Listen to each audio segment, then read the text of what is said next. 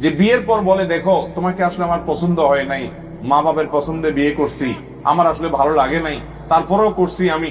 এরকম অনেক অমানুষ ছোট লোক স্বামী, ছোট লোক স্ত্রী আছে না নাই? বিয়ের পরে আপনি এই কথা বলার রাইট আপনাকে ইসলাম দেয় নাই। এটা আপনি বলা মানে একটা লোককে অপমান করা, অসম্মান করা, তুচ্ছতাচ্ছিল্য করা। আল্লাহ বলেছেন ওয়াশিরুহুন্না বিল মারুফ, তোমরা তোমাদের বউদের সাথে, স্ত্রীদের সাথে সুন্দরভাবে জীবন যাপন করবে। এটা সুন্দরভাবে জীবন যাপন হতে পারে না যে আপনি তাকে বললেন তোমাকে আমার পছন্দ হয় না, তারপর আমি বিয়ে করছি।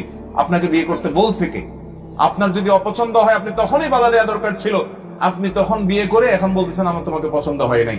এটা অবশ্যই একটি ন্যাক্কারজনক কাজ, গুনাহের কাজ, পাপের কাজ। এগুলোর কারণে আমাদের আমল বরবাদ হয়। আল্লাহ তাআলা আমাদের সবাইকে দাম্পত্য জীবনে সুখী হওয়ার জন্য এই সমস্ত ছোট লোকে পরিহার করার তৌফিক দান করুন। দাম্পত্য জীবনে সুখী হওয়ার জন্য দুইটা জিনিস লাগবে। কয়টা জিনিস ভাই? একটা হলো সবর, আর একটা হলো শুকর। একটা হলো সবর, আর একটা হলো আপনি যার সাথে জীবন যাপন করছেন, সংসার করছেন, তার কিছু ভুলভাল দেখছেন, সবর করবেন। ভালো কিছু পাইছেন, শুকর আদায় করবেন। এছাড়া আপনি কখনো দাম্পত্য জীবনে সুখী হতে পারবেন